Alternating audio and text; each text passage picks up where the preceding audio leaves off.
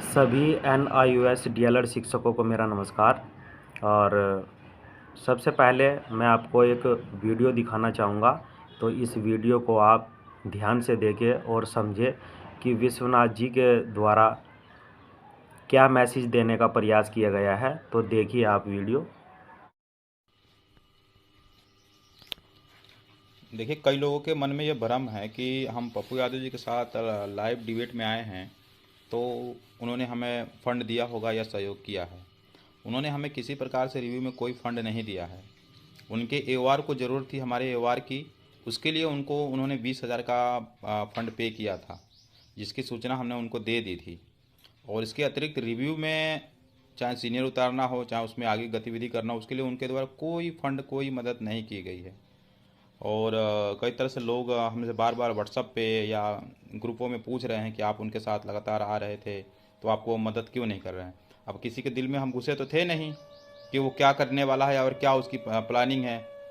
तो इसलिए हम आपसे यह कहना चाहेंगे कि उनके द्वारा जो जिस वीडियो में भी हम आए हैं, उनके द्वारा किसी प्रकार की कोई फंडिंग नहीं की गई है। सिर्फ हमारे एओआर को उन्होंने 1 या 2 दिन के लिए अपने रेट को तैयार करने के लिए मदद ली थी। और इसको कुछ लोगों ने, हमारे साथ के जो लोग थे मनदीप सर के साथ मीटिंग में, उन्होंने देखा भी होगा कि इनके एओआर ने हमारे एओआर से ऑनलाइन बात की थी। सब लोग ने भी देखा था जी।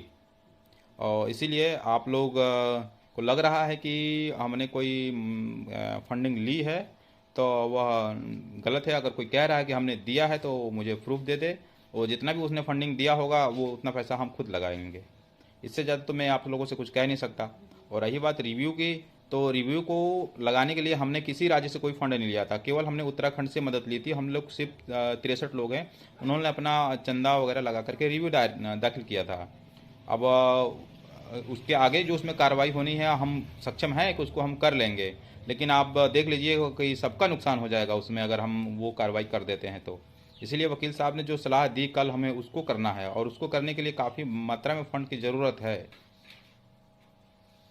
अगर आप लोगों को मेरी बातों पर यकीन नहीं है, तो आपकी जैसी इच्छा वैसे कीजिए। फिर हम लोग भी अपना कदम उठाने के लिए फिर बाध्य होंगे। फिर मत कहिएगा कि उत्तराखंड वालों ने पूरे देश का नुकसान कर दिया। Thank you. तो दोस्तों, आपने वीडियो देख ली होगी, विश्वनाथ जी क्या कह रहे हैं और हमारा केस किस दिशा में जा रहा है और क्या होने वाला है, क्या नहीं होने वाला है। तो इन चीज़ों को आप सब समझ गए होंगे। तो दोस्तों, विश्वनाथ जी को आप ज़्यादा से ज़्यादा फंडिंग करें, क्योंकि अगर फंडिंग नहीं करेंगे तो हो सकता है कि NSDLED के विपक्ष में एक नया आदेश और आपको विपक्ष में देखने को मिले। तो दोस्तों, विश्वनाथ जी ने साफ साफ बोल दिया है कि उनको किसी प्रकार की पप्पू सर के द्वारा कोई फंडिंग नहीं की जा रही है और ना ही कोई किसी प्रकार की हेल्प की जा रही है। तो दोस्तों, विश्वनाथ जी ने 1000 से 1500 रुपये पर कैंडिडेट के हिसाब से फंडिंग के लिए रखे हैं, फंडिंग करनी है। तो दोस्तों, आप सभी ज़्यादा से ज़्यादा फंडिंग करें, क्योंकि अगर समय रहते ये कार्य नहीं हुआ तो तब बड़ी दिक्कत आगे होने वाली है NSDLED को।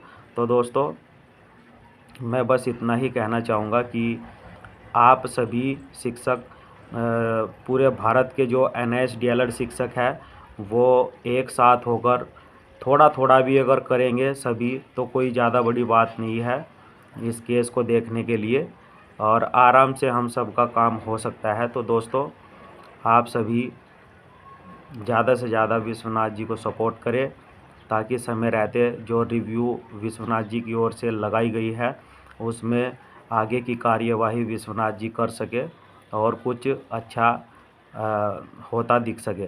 तो दोस्तों, आज के लिए इतना ही। धन्यवाद।